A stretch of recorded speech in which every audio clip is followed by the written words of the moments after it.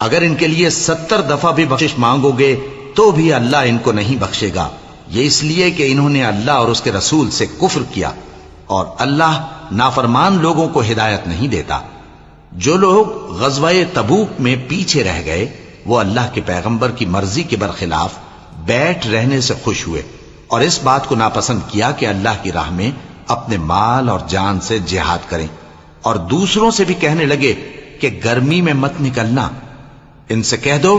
کہ دوزخ کی آگ اس سے کہیں زیادہ گرم ہے، کاش یہ اس بات کو سمجھتے۔ یہ دنیا میں تھوڑا سا ہنس لیں اور آخرت میں ان کو ان کے اعمال کے بدلے جو یہ کرتے رہے ہیں بہت سا رونا ہوگا۔ پھر اگر اللہ تم کو ان میں سے کسی گروہ کی طرف لے جائے اور وہ تم سے نکلنے کی اجازت طلب کریں تو کہہ دینا کہ تم میرے ساتھ ہرگز نہیں نکلو گے اور نہ میرے ساتھ مددگار ہو کر دشمن سے جنگ کرو گے۔ تم پہلی دفعہ بیٹھ رہنے سے خوش ہوئے تو اب بھی پیچھے رہنے والوں کے ساتھ بیٹھے رہو، اور اے پیغمبر ان میں سے کوئی مر جائے تو کبھی اس کے جنازے پر نماز نہ پڑھنا اور نہ اس کی قبر پر جا کر کھڑے ہونا، یہ اللہ اور اس کے رسول کے ساتھ کفر کرتے رہے اور مرے بھی تو نافرمان ہی مرے۔ اور ان کے مال اور اولاد سے تعجب نہ کرنا، ان چیزوں سے اللہ یہ چاہتا ہے کہ ان کو دنیا میں عذاب کرے اور جب ان کی جان نکلے تو اس وقت بھی یہ کافر ہی ہوں۔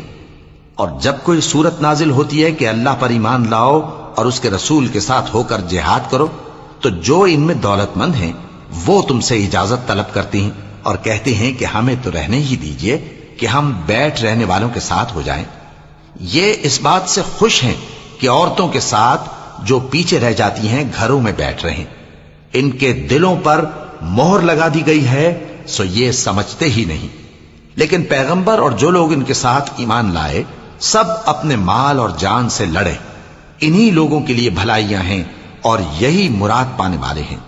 اللہ نے ان کے لیے باغات تیار کر رکھے ہیں جن کے نیچے نہریں بہ رہی ہیں، ہمیشہ ان میں رہیں گے، یہی بڑی کامیابی ہے۔ اور صحرا نشینوں میں سے بھی کچھ لوگ عذر کرتے ہوئے تمہارے پاس آئے کہ ان کو بھی اجازت دی جائے، اور جنہوں نے اللہ اور اس کے رسول سے جھوٹ بولا وہ گھر میں بیٹھ رہے۔ سو جو لوگ ان میں سے کافر ہوئے ہیں ان کو دکھ دینے والا عذاب پہنچے گا،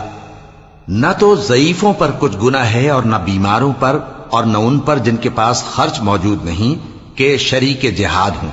یعنی جب کہ اللہ اور اس کے رسول سے مخلص ہوں، نیکوکاروں پر کسی طرح کا الزام نہیں ہے، اور اللہ بخشنے والا ہے، مہربان ہے۔ اور نہ ان بے سر و سامان لوگوں پر الزام ہے کہ جو تمہارے پاس آئے کہ ان کو سواری دو، اور تم نے کہا کہ میرے پاس کوئی ایسی چیز نہیں جس پر تم کو سوار کروں، تو وہ لوٹ گئے اور اس غم سے کہ ان کے پاس خرچ موجود نہ تھا ان کی آنکھوں سے آنسو بہ رہے تھے۔ الزام تو ان لوگوں پر ہے جو دولت مند ہیں اور پھر تم سے اجازت طلب کرتے ہیں، یعنی اس بات سے خوش ہیں کہ عورتوں کے ساتھ جو پیچھے رہ جاتی ہیں گھروں میں بیٹھ رہے ہیں۔ اللہ نے ان کے دلوں پر مہر کر دی ہے پس وہ سمجھتے ہی نہیں۔ جب تم ان کے پاس واپس جاؤ گے تو تم سے عذر کریں گے، تم کہنا کہ عذر مت کرو، ہم ہرگز تمہاری بات نہیں مانیں گے۔ اللہ نے ہم کو تمہارے سب حالات بتا دیے ہیں، اور ابھی اللہ اور اس کا رسول تمہارے عمل کو دیکھیں گے، پھر تم غائب و حاضر کے جاننے والے کی طرف لوٹائے جاؤ گے، تو جو عمل تم کرتے رہے ہو وہ سب تمہیں بتائے گا۔ جب تم ان کے پاس لوٹ کر جاؤ گے تو تمہارے روبرو اللہ کی قسمیں کھائیں گے تاکہ تم ان سے درگزر کرو، سو ان کی طرف توجہ نہ دینا، یہ ناپاک ہیں اور جو کام یہ کرتے رہے ہیں ان کے بدلے ان کا ٹھکانہ دوزخ ہے۔ یہ تمہارے آگے قسمیں کھائیں گے تاکہ تم ان سے خوش ہو جاؤ، لیکن اگر تم ان سے خوش ہو بھی جاؤ گے تو بھی اللہ نافرمان لوگوں سے خوش نہیں ہوتا۔ دیہاتی لوگ پکے کافر اور پکے منافق ہیں، اور ایسے ہیں کہ جو احکام شریعت اللہ نے اپنے رسول پر نازل فرمائے ہیں ان سے واقف ہی نہ ہو پائیں، اور اللہ جاننے والا ہے، حکمت والا۔